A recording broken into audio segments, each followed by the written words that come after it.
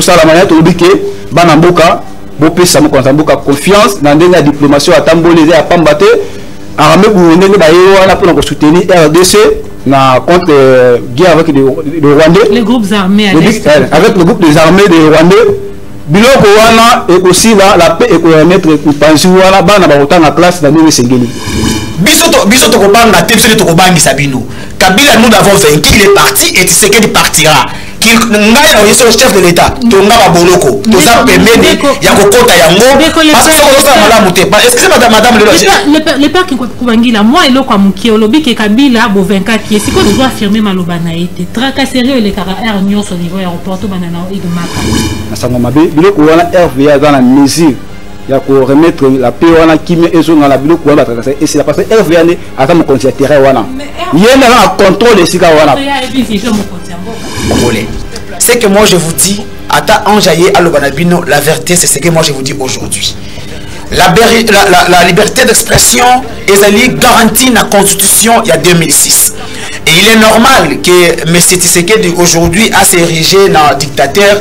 Pourquoi? Parce qu'en 2006, pendant que Biston Dimaki a voté Constitution, IDPS, Babouaki a voté Constitution.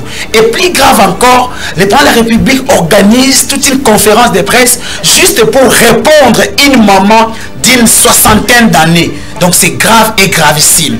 Or, il y a des problèmes qui touchent à la vie des Congolais. Aujourd'hui, Bounagan a près de 2 mois sous l'occupation rwandaise, sous l'occupation de l'ennemi, mais au lieu que monsieur le président arrive de nous dire exactement ce qui se passe à l'est du pays, mais monsieur le président a su c'est qu'on défendre moi sinaye.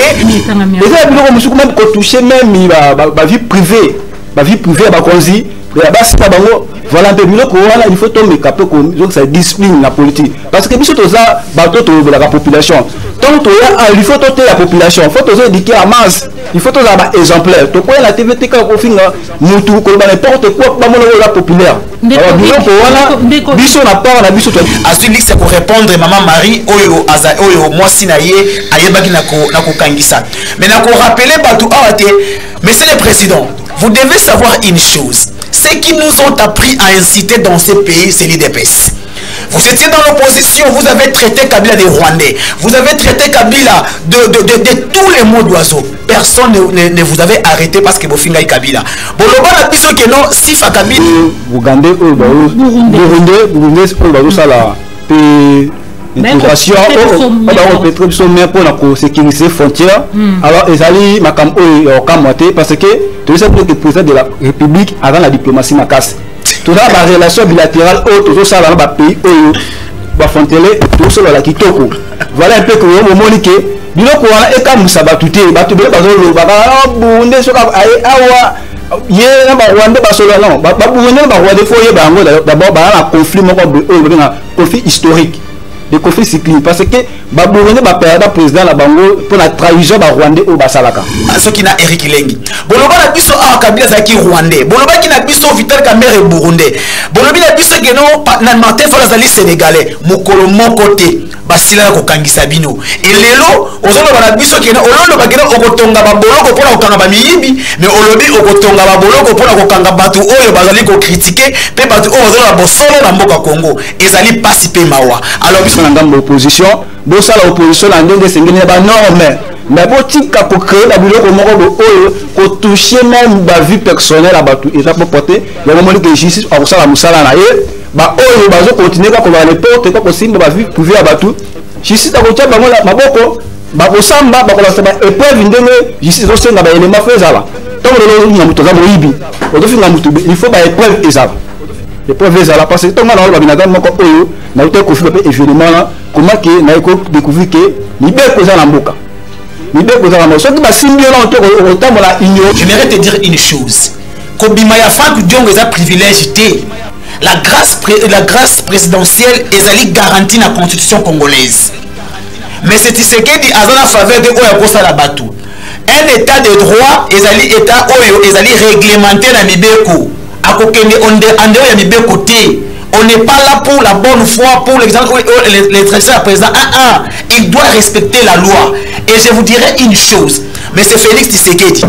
N'engagez pas défendre Awa. Ram, c'est du vol. parce que jusqu'à aujourd'hui batika la kola qui s'habille sauter ram et ça qui taxe ram ça qui redevance ça qui nini c'est du vol. Projet il y a 100 jours c'est du vol. La minute où la population de Kolinga tous là c'est ça que vie la population est changée. Makambo est en mboka to ke na ba élection la 2023 par rapport que la TV ko le babilo mo ba chanter bilo ko eza en partie té yo to senga na bana mboka eza ya biso il faut to bana ko autoriser ba bêtise té mutali ka la TV la bika la n'importe quoi bo ko se pedi voilà la politique eza là il faut ko bana ko bisa ba idée ba makanisi ya sika voilà ko mboka na développement c'est du vol. Si vous ne voulez pas qu'on vous critique, soit vous quittez les pouvoirs, soit vous faites les choses bien. Ce que ça va nous donner, il y a Gilles Moniere qui a traité Mabunda, la présidente d'une grande institution de tous les mots d'oiseaux. Je sens là, à niveau à monde, parce que la mission congolaise valait un zongi. Parce qu'à l'époque, Congolais valait qui négligeait, a payé les valait zongi par rapport à la diplomatie. Na niveau à la pays surtout à Libana par rapport à l'ambassade d'Abisso la pays sur la tembe le la minute le RDC ambassade d'Abisso comme les Israël voilà on a biso ezongi na ndeno na lingi opesa biso ba parce que arc-en-ciel les achètements qu'on a suivi makasi donc nous perception dans ba preuve valeur na biso ezongi ndeni est-ce que oza na Congo oza faciliter ko zo visa Schengen facilement expliquer ngana nous valeur ngo ezongi na bon voilà la population c'est que façon de ba ko traiter ba congolais à l'époque de président Kabila boyebi comment les congolais ba qui maltraité na ba niveau ba pays frontalier na biso na bangola ko torturer même ba Brazzaville tout ça. Mais toi, mon collègue Mboka Félix Tshisekedi, la diplomatie, on a tambola qui n'a pas sur le bande de Konaye, il fallait un peu communiquer, Congolais qu'on peut respecter. Il y a un communiqué, non, le lèvre de communauté Kabila, parce que Ndeko Tshisekedi, Azali Kabila bis, Makambo, il y a Zosala, et ça coûte pire que les gars, Kabila Salaki. Respect partout, et c'est là où tambola, ceux qui ont un document là, bon, là, qui on peut sortir le même temps, savoir un citoyen comme ça, mais à l'époque, c'est pas ça. Bisso, tout à l'heure, les bandes en Mboka. Tout ça, quand on a un arène à 18 ans, la fin de la bande on a eu comment tu as maltraité, le niveau d'ambassade, le pays, tout ça. On a quand tu considères, on a toujours négligé. Problème, on a toujours pénalisé. Mais le lot qui me compte à en tout cas, avec quand même diplomatie, tout ça vraiment s'est retrouvé.